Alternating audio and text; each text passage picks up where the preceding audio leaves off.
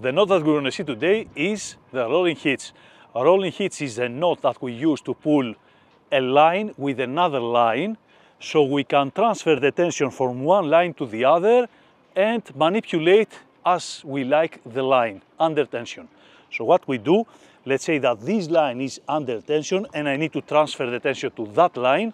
I'm going to go like this, and then I start coiling from the side that I want to pull the line one time, and I push it, I pull it over itself.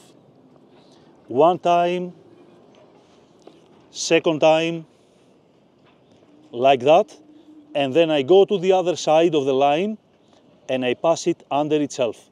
It's very similar with the clove hitch, the finishing.